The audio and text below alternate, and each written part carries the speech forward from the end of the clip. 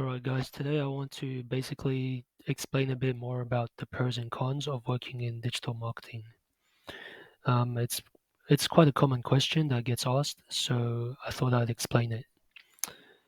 So the pros are that it's pretty quick to learn. You can basically learn digital marketing within 1 to 2 years, and even if you don't have, I mean, you can probably learn it within 6 months if you choose to focus on a specific area. But for me, it took me about 1 to 2 years to learn it. Okay, and it's also very high demand. All across the world. It's a global. It's kind of something that is needed all across the world. So it's a skill that is in high demand all across the world, across different industries, whether it's healthcare, construction, finance. All these different industries require people to do online marketing. So it's in very high demand. It's also very flexible, so you can basically work from home. That's a good that's good if you prefer to work from home and you don't want to do physical labor or customer service or anything like that. So it's flexible in that way. Obviously, not all jobs allow you to work from home, but from what I've seen, most of the jobs are flexible. You get like a few days that you can work from home. Even some of them you can work 100% from home. So that's definitely a plus. And if you think about it, the reason that it's flexible is because you don't need to actually be present to do the work. Things like SEO, paid advertising, social media, you don't actually have to be there to do it.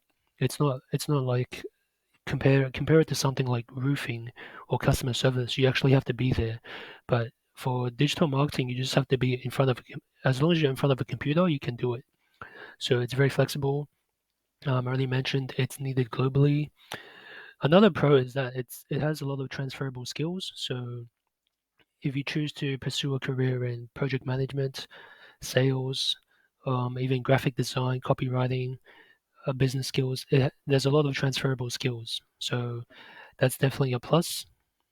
And if you choose to, eventually, if you want to move into a different area, different career, you can do that. So that's definitely a pro. And it's also pretty fun, I guess. You get to explore your creativity. You get to try different things, different tactics, and if you're into things like graphic design and creating ad copy and I mean that's probably what I enjoy most, in my opinion. I enjoy doing the ads, creating the ads, testing different things. So that's what I enjoy the most. Another pro is that you don't necessarily need to have a degree, and in fact, it'd actually be a lot of money and a lot of time required to get a marketing degree, which isn't really relevant nowadays. So that's definitely another pro.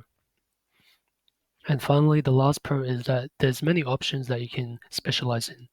For example, you can specialize in web design or web development, or you can choose to specialize in graphic design, copywriting, or SEO.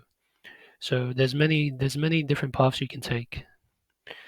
Okay, so now let's talk about the cons. So there is some cons associated with any career, but in digital marketing, the cons are that it takes time to increase your salary. So in most cases, when you start off working in digital marketing, you're not just gonna start at a six-figure salary. You're gonna start at a junior level, an entry-level position, and then eventually, you can work your way up. But no one just starts off working, at a six-figure salary. It doesn't work for digital marketing. But what I'm saying is you can get there relatively quickly if you put in the work and learn what you need to learn. So I guess that's a con, but I mean that's honestly that comes with the territory. I mean every job you have to you know no one just starts off making six figures. At least from most jobs that I know of, no one starts off making six figures. Another con is that it requires a lot of technical skills at times, and a variety of knowledge in some cases. So by technical skills, this might be things like SEO, conversion rate optimization, email automation, reporting analytics. That's more on the technical side of digital marketing. Obviously, if you want to stay on the creative side, like things like graphic design, social media, then that's less technical. That's much easier to learn. But at the same time, it's usually not as highly favored by organizations, and it doesn't usually get paid as much. So I'm just being honest. with you when it comes to that. It's usually if you know the more technical things, usually you get paid more to know that. I mean, yeah, that I mean that makes sense because usually the technical things they're harder to learn, and because of that, supply and demand, um, obviously they're gonna be willing to pay more. So that's a con, I guess. Another con is that digital marketing isn't really seen as a reputable career compared to if someone is working as a doctor or a lawyer or I guess like an engineer or something. They will be seen as more, I guess, higher class in a way, higher status, I guess. Whereas someone that's working in marketing, they're usually seen as kind of slimy. So I guess that's a con if you care about what people would say about your career and what you do for a living. I guess it's seen as kind of slimy, but it is what it is. And another con is that it's constantly changing. So you have to always be on top of new things that are coming out. So maybe it's new updates. For example, Google, they'll they might update their algorithm, and that might affect the way you do SEO. Or maybe Facebook updates the algorithm, and it affects how you do paid advertising or social media. So these things do happen, but to be honest, they don't really affect what you do on a day-to-day basis to a large degree. I mean, in most cases, as long as you know the basics, the main principles, basically just how to reach people where they are, the conversion funnels. As long as you know the basic principles of marketing, these updates, they honestly they don't make a big difference. So that's just something to be aware of. Obviously, it's important to keep on track of these things. If anything comes out that makes a huge difference, but usually, I mean, I've been in this field for over 3 years, and nothing has really, made a big impact at all. So, but that's just my experience. Okay. So, anyways, let's talk more about career progression. So, usually, most people would start at a very junior level role. So this might be something like a digital marketing assistant, a digital marketing coordinator, and a junior SEO specialist. And these roles are very, very basic. Usually, it's things like setting up social media pages, just writing captions, posting, doing the scheduling. Maybe it's things like updating a website every now and then. Creating the website pages, but it's very easy to do. This stuff is very easy. Trust me. I've done this with no experience, so stuff like this, it's very easy. Now, once you kind of get a bit more experience, then you might move into the mid-tier careers. So this would be things like digital marketing specialists, SEO specialists, and here it gets a bit more technical. So when I was working as a digital marketing specialist, I basically had to learn things like SEO, had to learn things like reporting and analytics. What else? Paid advertising. But I mean, it's not that hard, and I've done it. I'm not I'm not like a genius or something like that, and I've done it, so it's not that hard to learn. And then finally, the senior level. This is probably the top level, and this is where you start reaching higher pay, like six figures.